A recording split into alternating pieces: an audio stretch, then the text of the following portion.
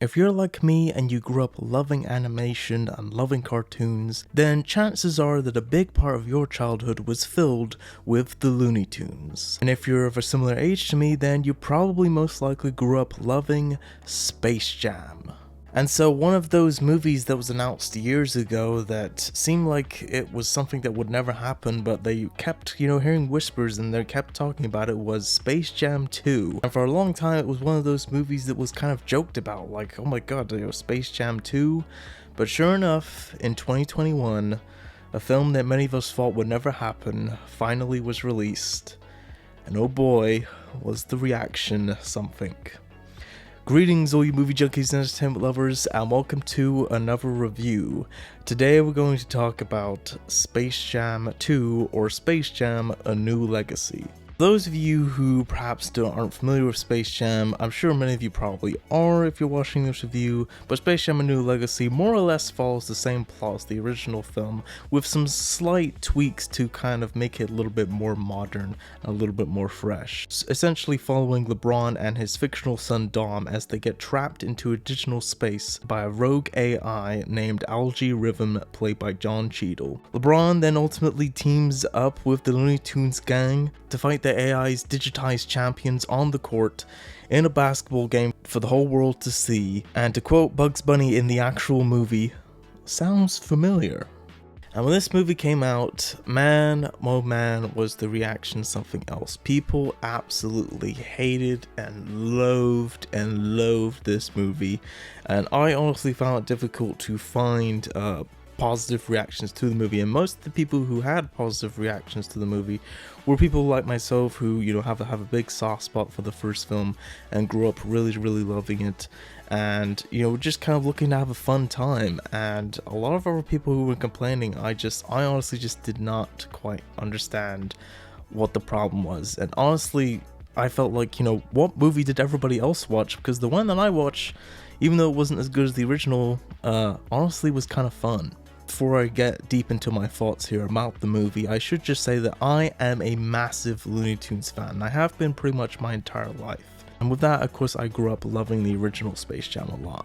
A lot of the other reviews I've seen, I can't help but feel that people just don't seem to get the Looney Tunes anymore. The people who made the original Looney Tunes cartoons were really just kind of making it for themselves. And in doing so, they ultimately made what is arguably considered to be the greatest collection of cartoons in history, and created characters that have become absolutely beloved and have lasted for decades. Looney Tunes is not like Pixar or Disney animation. It doesn't have any hidden meaning, there is no moral of the story. It's just funny and wacky and silly, and there's nothing wrong with that. And if anything, that is one of the things that has made me a lifelong fan. The fact that I can watch a movie like the original Space Jam and know that I'm going to have a good time while watching it. And honestly, even though again not as good, I would say that Space Jam: A New Legacy, I felt like they kind of got that. They kind of understood the assignment. Made what, in my personal opinion, is a pretty decent, modern day reboot or remake of the first film. I honestly didn't know if this was going to be any good, but I ended up having a fun time with it. When the first Space Jam film came out, at the time it was very much of the time, and is now often kind of considered to be one of those top movie examples of the 90s in a bottle. And honestly, I think the same is going to be said about this film in years to come, which honestly is very fitting. But whenever they modernize something like this, there's always the worry that the Looney Tunes will feel out of character, because again, these are characters that have existed for decades. In my opinion, that is absolutely not the case here at all. Another worry was that the Tunes might be overshadowed by the absolutely insane amount of other characters from different IP popping up. And once again, that is not the case here, and even with so many of them, it still feels like a Looney Tunes movie, and they did a really good job getting the balance right with that.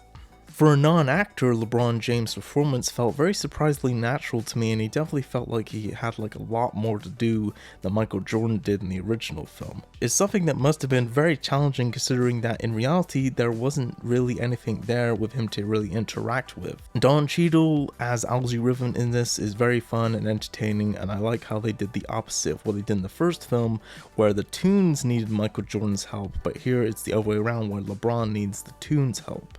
My favorite part of this movie, honestly, is when LeBron and Bugs are going into the different worlds in the Warner Brothers cyberspace universe, whatever you want to call it, reuniting all the different Toons. And I absolutely loved the scene where LeBron is training the Toons and all fighting each other to get the ball in the hoop first. And it was just pure classic Looney Tunes action, and I absolutely loved every second of it. And I also kind of wish that whole sequence of them rounding up the Toons, I kind of wish could have been a bigger part of the movie. And I honestly thought it was going to be a bigger part of the movie, but it still made for just a really, really great, nice, good, sequence in the film that I just thought was really, really fun and just a neat idea, seeing all these fun Looney Tunes characters in all these different, movie landscapes, especially seeing Wile E. Coyote and the Roadrunner in the Mad Max universe. I mean, how fitting and perfect was that, and fun to see. I mean, it was really good. I'm somebody that finds it very difficult to like stuff like Despicable Me because of how sort of kid oriented it is. And one of the great things that this movie is that it's not done too much, is where younger fans can still enjoy it. But also a lot of, people like myself who are older Looney Tunes fans have a lot of stuff to enjoy as well, and there's sort of this sense of balance that I think is better handled, in my opinion. The biggest complaint that I have seen with this movie is people calling it like one big Warner Brothers commercial because of all the characters that show up, which personally I think that this is a really dumb problem to have, because if any other studio was making this, they would do the exact same thing, but with what they own instead. I mean, what is Warner supposed to do exactly? Not use their own IP?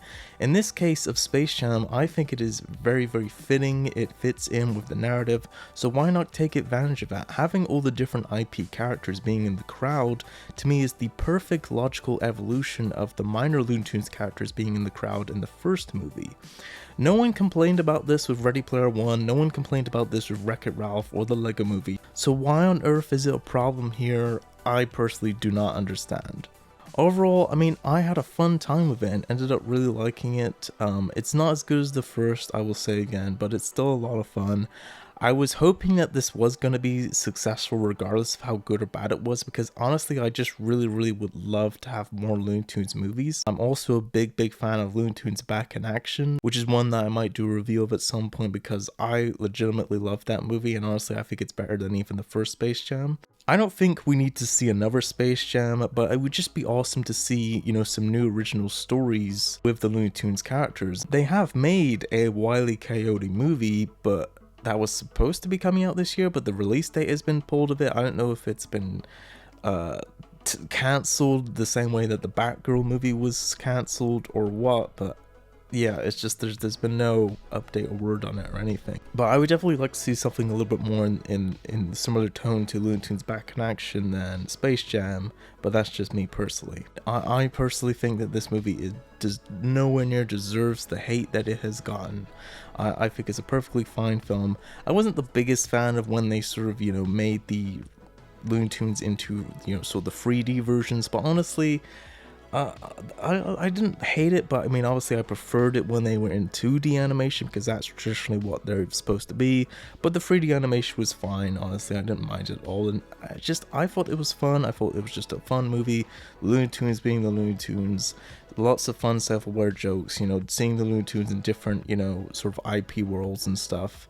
I think it's a fun movie, so if you're somebody that, has avoided seeing Space Jam and you are a legitimate Looney Tunes fan, but you've avoided seeing this movie because of what other people have said about it, I'm somebody that is telling you that it's not that bad and it's worth checking out. So there you go, that's my thoughts on Space Jam: A New Legacy. Thanks for watching this review. Be sure to subscribe for more videos, and until next time, be sure to consume as much entertainment as humanly possible, and I will see you in the next video.